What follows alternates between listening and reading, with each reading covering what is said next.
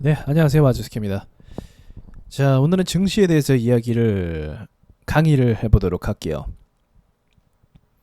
자, 여러분, 제가 그 전에 몇 번 강조한 적이 있었는데, 그래도 몇 번 더 얘기하는 게 좋겠다라고 해서 다시 한번 영상을 올려봅니다. 먼저 코스닥 기준으로요. 코스닥 차트를 이렇게 볼 수 있습니다. HTS 프로그램에서는 주식을 누르면은 개별 종목들이 나오는 거고, 업종을 누르면은 우리나라의 증시의 코스닥, 코스피 그리고 그 외에 이제 섹터별로 수익 차트를 볼 수가 있습니다. 해외는 뭐 나스닥 포함해서 중국 증시나 뭐 다른 나라 증시도 볼 수가 있죠. 자, 다시 우리나라 증시로 돌아와서 자, 한국 증시에서요. 제가 말씀드렸듯이 평균 값이라는 게 있어요. 일반적으로 한국 증시가 빠지게 되면 어느 정도 빠지고 오르면 어느 정도 오르고 이런 변동성의 폭이 평균적으로 정해져 있습니다. 근데 그것은 보통의 경우는 1% 안팎이에요. 오르면 뭐 1% 조금 넘게 오르거나 떨어지면 정말 많이 떨어지면 1% 오늘처럼 오늘인가요? 예, 0.7%까지 빠졌는데 요 정도로 이제 움직이는 게 통상적입니다. 통상적. 자, 그런데 하락, 음봉을 말하는 거죠. 파란색. 저 하락의 봉 크기가 2% 이상이 될 경우에는 평균값보다 2배 이상의 돈이 빠져나간 날로 볼 수가 있습니다. 그러면 보통의 상황은 아니고 외부적이나 또는 내부적이나 어떠한 문제가 생길 것 같으면 저 정도의 돈들이 빠져나갑니다. 실제로. 자, 이해가 되시죠? 그래서 제가 여러분들한테 말씀드리는 기준 중에 하나가 코스닥이 일봉상으로 하루에 2% 정도 빠지면 추가 하락을 대비해라. 그리고 보유한 종목에 대해서 비중을 줄여라. 라고 이야기를 드립니다. 그렇게 말씀을 드려요. 거의 이제 주식이 100%는 없긴 하지만 그래도 거의 2%가 빠졌다라고 하면은 좋게 가는 걸 본 적이 거의 없어요. 좋게 흘러가는 걸. 자, 한번 찾아볼게요. 자, 여기서도 2%였나요? 2% 딱 빠졌네요. 저가까지 보이시죠? 마우스를 대면 이렇게 저가 보이시죠? 시가, 고가, 저가, 종가. 여기서 저가가 마이너스 2%까지 빠졌습니다. 이거는 큰 돈이 이탈하는 거예요. 예, 보통의 경우에는 2%가 빠지지 않아요. 요 정도의 금액이 빠지지 않아요. 한국 증시가 아무리 펄럭펄럭 거려도 당일 만에 하루 만에 저렇게 큰 돈들이 잘 나가지 않습니다. 제가 2%만 다 한번 체크를 해볼게요. 뭐 좀 크다 싶으면 2%죠 뭐. 1.4 여긴 3%. 자, 여기 얘도 2%짜리 같은데 1.6 아니네요. 1.4 마이너스 2.9 이 친구도 뭐 빠진 거겠죠. 빠졌고 또 빠졌고 또 빠졌고 동그라미 친 곳이 마이너스 2%입니다. 그러면 이 시그널을 발견하면 앞으로의 증시의 흐름이 좋지 않구나 라는 것을 예상해 볼 수 있는 거예요. 다시 이야기하지만 저 돈이 쉽게 빠질 수 있는 돈이 아니에요. 한국 증시가 그렇게 우습지만은 않아요. 한국이란 기업들도 그렇고. 그래서 제가 이 기준을 여러분들한테 제시를 해드리는 겁니다. 자, 근데 최근에 2%가 빠졌죠. 그죠? 빠졌어요. 그리고 그 다음 날은 또 큰 폭 하락했죠. 마이너스 2.4까지 빠졌네요. 네, 큰 폭, 정말 큰 폭으로 빠진 거예요. 그럼 이틀 만에 4%가 빠진 건데 단 이틀 만에 4%가 빠졌다라는 건 보통의 돈들이 나간 게 아니에요.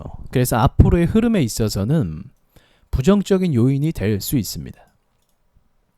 잠깐은 올라오는 것처럼 보여도 이 흐름 자체의 부정적인 요인으로 작용될 수 있다라는 거죠. 그럼 이것을 극복하려면 어떻게 해야 된다? 예, 여기를 반대로 생각하시면 돼요. 나갔던 돈을 빠른 시간 안에 채워주면 해결이 돼요. 채워주면 이렇게. 그러니까 내일이라도 올라서 내일 오르고 금요일 날 이렇게 뚫어주면은 이제 이것이 약간 상세가 됐다라고 1차적 해석이 가능합니다. 이런 걸 얘기해요. 이런 걸. 빠진 거를 빠른 시기에 복구해야 된다. 여기 빠졌죠? 2.4% 빠졌죠?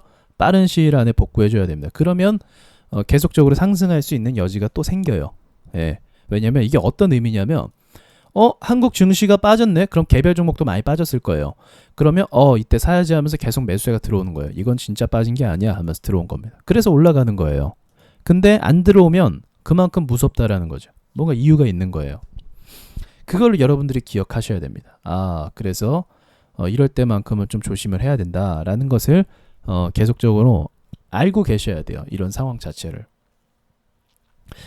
그 전에 아주 예전에 이제 이 강의를 이제 영상에 담았는데 좀 오래된 영상이다 보니까 모르는 분들이 아직도 계시더라고요. 그래서 제가 특별히 지금 얘기합니다. 근데 또 특별히 얘기하는 이유가 뭐냐면 제가 또 얘기했던 것 중에 하나가 이제 저를 잘 모르시는 분도 있으니까 제가 계속적으로 강조했던 것 중에 하나가 중국 은행이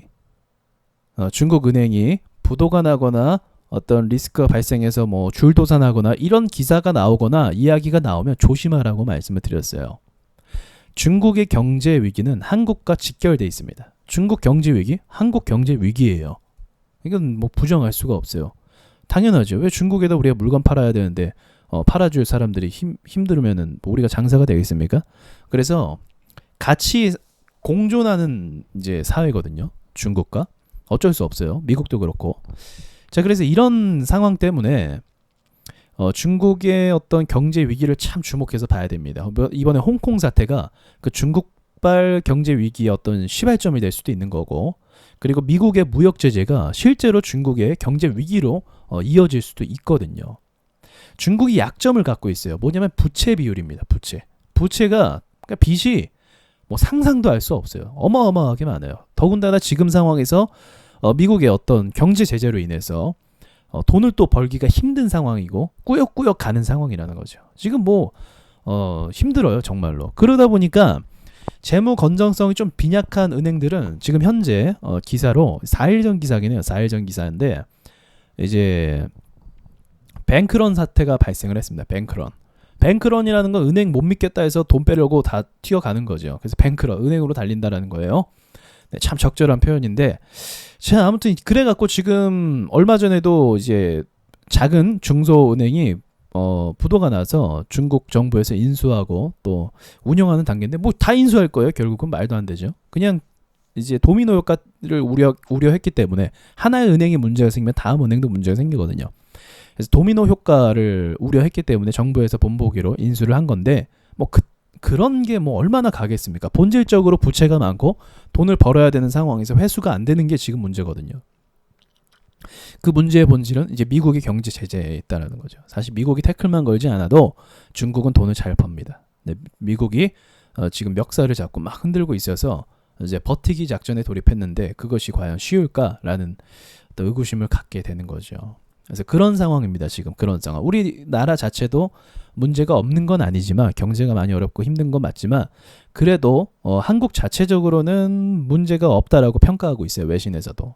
예, 한국의 경제 재무 평가 이런 거 다 봤을 때 건전하다, 양호하다 이렇게 평가를 하고 있습니다. 물론 우리는 뭐 그런 거 못 느끼겠죠. 네, 우린 못 느껴요 그딴 거. 근데 이제 외부에서 뭐 그렇게 평가하는데 뭐 어쩌겠습니까. 아무튼 우리나라 자체는 문제가 없다.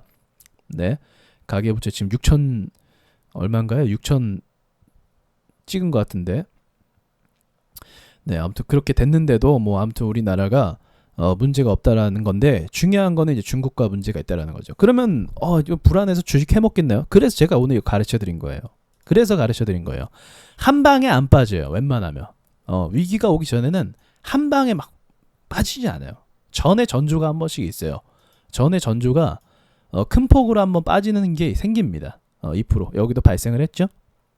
자, 고점대에서 발생했죠. 요런 게 한 번씩 생겨요. 뭐 정말 늦는다고 해도 여기도 생겼잖아요. 여기 기가 막히게 생겼죠. 2% 빠졌고 2% 빠졌고. 그래서 이게 단번에 발생된 신호는 아니고 그날 발생되기 때문에 여러분들 판단을 빨리 하셔야 돼요. 이 상황이 발생을 하면 빨리 판단을 하셔서 비중을 줄이는 게 상책이더라고요. 제가 이렇게 보니까. 근데 이걸 제가 계속 강조를 하고 말씀을 드려도 거기에 맞춰서 대응을 잘 못하더라고요. 개별 종목은 따로 움직이는 경우도 있거든요. 아주 소수의 경우에는. 그래서 그걸 믿고 있으셔서 그런지 과감하게 결단을 내려서 이제 손절매나 빠져나오는 거를 잘 못해서 손실을 극대화하는 경우가 생기더라고요. 근데 이제 여러분들 제 이 영상을 보셨으면 뭐 미국이 어쨌든 중국이 어쨌든 무조건 그날 빠지는 정도는 정해져 있어요. 그날 빠지는 정도는 정해져 있습니다. 그래서 그때만 대응을 잘해서 나오시면은 문제가 없습니다. 주식은 그래요.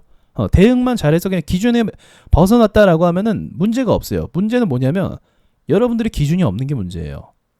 이 상황에서 어떻게 해야 될지, 이 상황에서 어떻게 잘라야 될지, 어떤 종목이 들어가야 안전한지, 이런 기준이 없는 게 문제지, 기준만 세우면 다 대응은 가능한 부분입니다. 그래서 너무 두려워할 거 없어요. 두려워할 거 없습니다. 그래서 기술적 분석이 좋은 거예요. 기술적 분석이 아니고 이제 시황이나 또 거시적인 측면으로 판단하다 보면은 주가 다 빠질 때 나중에 판단하고 나가는 거죠. 그럼 망하는 거고요. 자, 여러분들 참고하시길 바라고요. 이상 마치겠습니다.